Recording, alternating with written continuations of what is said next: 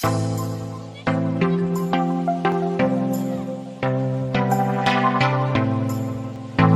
el nombre del Padre, del Hijo y del Espíritu Santo. Amén.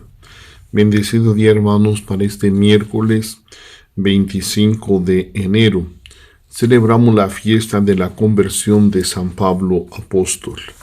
Leemos el Evangelio según San Marcos, capítulo 16, versos del 15 al 18. En aquel tiempo se apareció Jesús a los 11 y les dijo: Vayan por todo el mundo y prediquen el Evangelio a toda criatura. El que crea y se bautice se salvará. El que se resista a creer será condenado. Estos son los milagros que acompañarán a los que hayan creído. Arrojarán demonios en mi nombre. Hablarán lenguas nuevas. Cogerán serpientes en sus manos. Y si beben un veneno mortal, no les hará daño.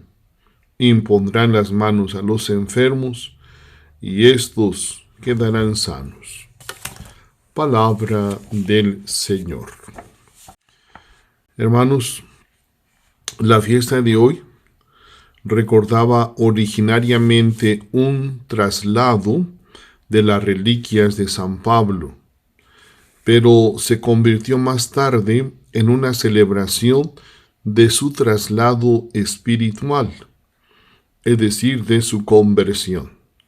Además del encuentro personal de Pablo con Cristo, que cambió radicalmente su vida, fue providencial para la difusión del Evangelio en el mundo pagano, hay en el relato de los Hechos de los Apóstoles un punto que merece ser subrayado, porque es como el núcleo de la revelación que Pablo recibió aquel día. Él descubre entonces que aquella iglesia que trata de exterminar, no es otra cosa que el mismo Cristo. Saulo, ¿por qué me persigues? Yo soy Jesús, a quien tú persigues. Hechos 9:4, Hechos 22:7, 26:14. Esa aparición sobre la que se fundan la fe y el apostolado de Pablo fue pues la revelación del cuerpo resucitado de Cristo, pero no solo como persona individual, sino comunidad cristiana. Cristo declara vivir en los perseguidos que creían en Él y asociarlos íntimamente a través de la persecución a su cruz y a su gloria. Así Pablo encuentra a Cristo en la iglesia que persigue, y desde aquel momento no podrá ya encontrar a un cristiano sin encontrar a Cristo. Este descubrimiento lo transmite después a sus convertidos. Pecando así contra los hermanos, ustedes pecan contra Cristo, escribió a los Corintios. Primera carta a Corintios 8:12. Y a los Gálatas escribe: ustedes me acogieron como a Jesucristo. Gálatas 4:14. Hermanos, la liturgia aplica también a Pablo el mandato misionero que Jesús resucitado dirigió a los 11, como escuchamos en el Evangelio. Aunque Pablo no pertenece a los 12, es verdadero y auténtico apóstol de Jesús. Estas palabras también se dirigen a él. El Jesús resucitado enuncia en primer lugar un mandato: vayan por todo el mundo y proclamen la buena noticia a toda criatura. La orden no deja sitio a ninguna tergiversación. Pide sumisión y espera obediencia.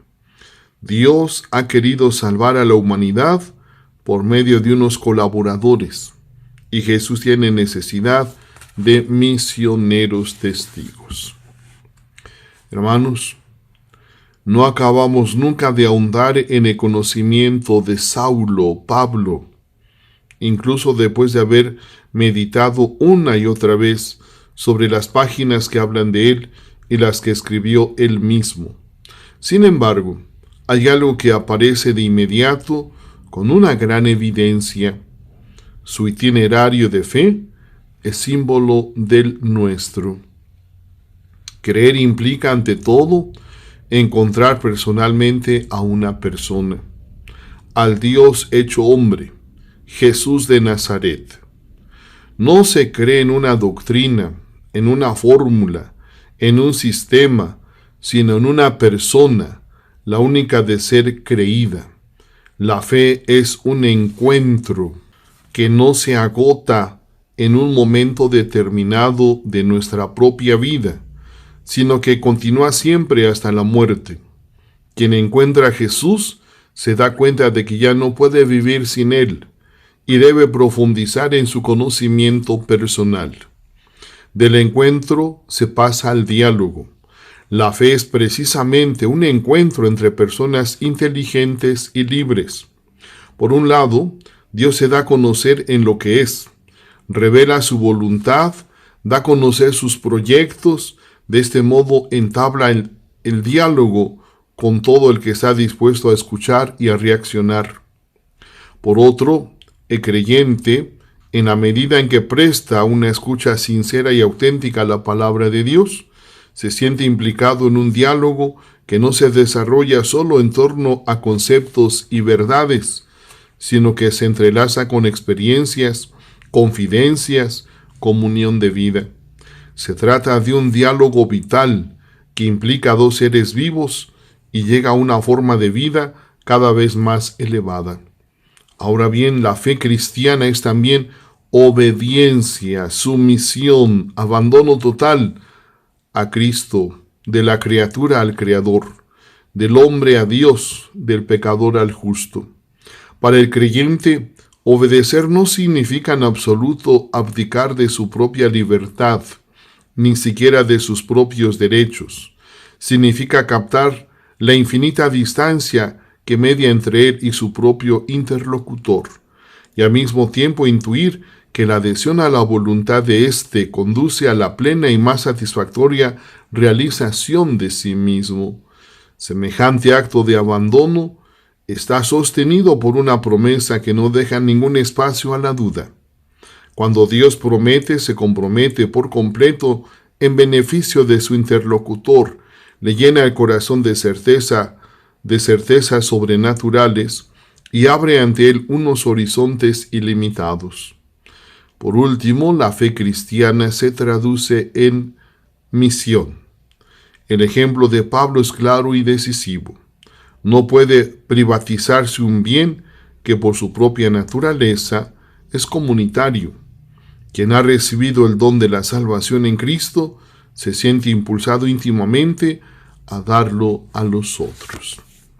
Pidamos pues, hermanos, la intercesión de San Pablo para que también nosotros nos podamos encontrar con Cristo, el Señor que puede cambiar la vida de cada uno de nosotros.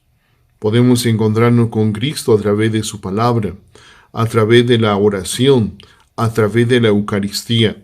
Pidámosle al Señor, pues, que nos podamos encontrar con Él, que tengamos esa experiencia que cambie nuestra vida. Y también nosotros nos convirtamos en verdaderos discípulos de Cristo Jesús.